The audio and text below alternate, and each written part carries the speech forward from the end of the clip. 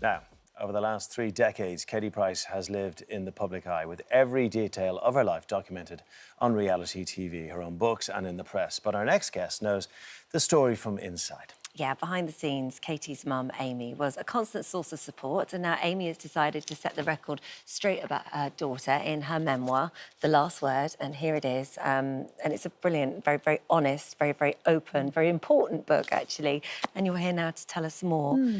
Before we get to the book and what that's all about, I think a lot of people will be seeing you here on the sofa today, and we've been following within the papers and stories here about your health and how you're doing. And as you sit here now, how are you? Because it was in 2017 that you got the diagnosis, wasn't it? And, yes. And it's been difficult. Yeah, it's been really difficult. I gradually got worse, I would say, in 22. And I knew that was my last year because the symptoms I had with the IPF were really quite bad. I couldn't hardly breathe, and walking was difficult. I was on oxygen more or less 24 hours. So when I was offered a transplant, I just jumped at it. Yeah. But it hasn't been simple. It hasn't been easy.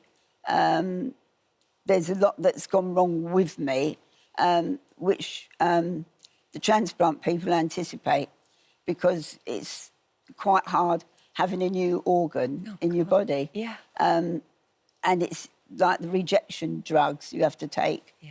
And you're monitored every week. But I was grateful for it. I'm sure. But I'm still not out of the woods. There's a lot still I've got to improve on myself. But I'm just really grateful, like, to the doctors. It was at Harefield Hospital I had it done. Yeah.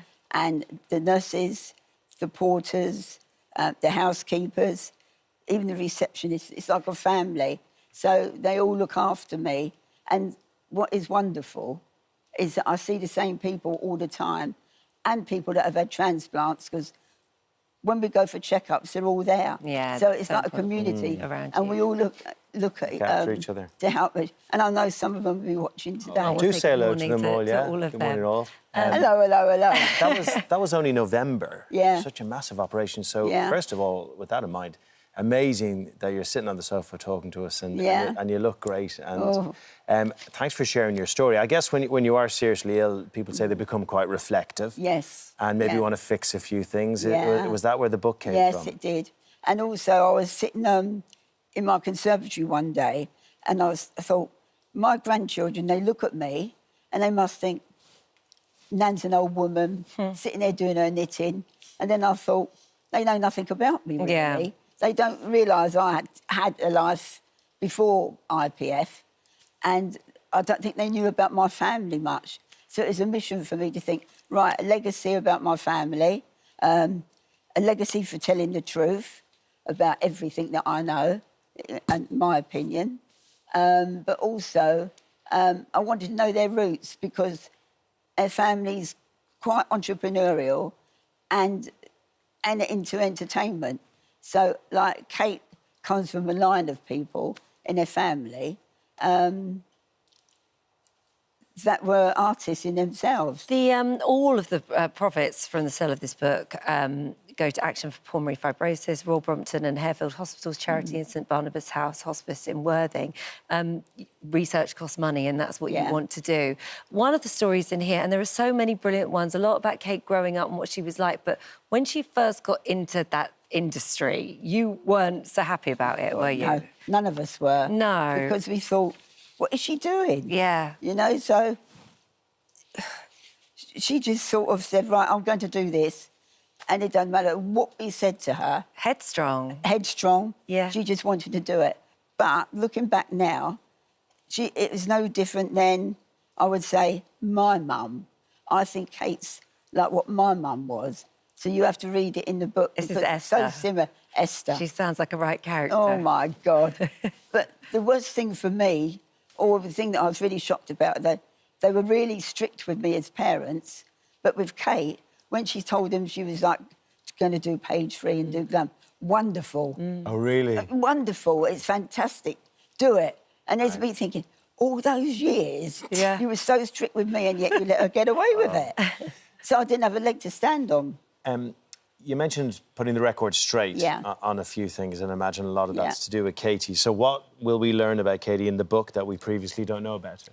I think the softer side of her and the injustices that I think have happened to her, and I think how she's been manipulated and used.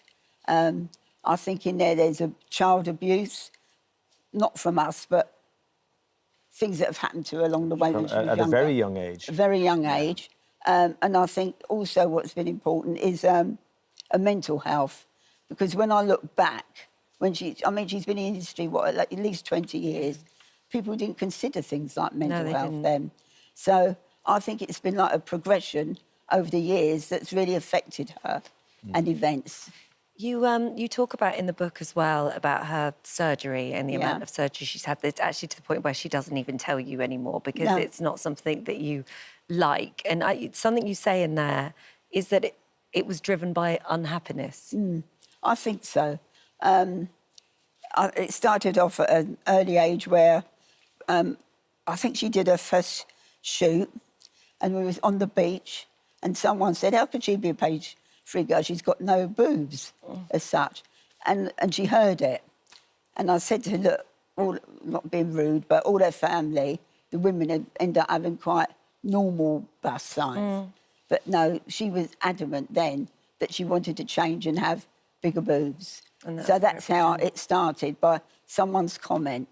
But I think what happens then, I didn't want her to have any surgery at all, but I cancelled a couple of operations. Did you? So she couldn't have her boobs done. But then she learnt not to tell me. Yeah.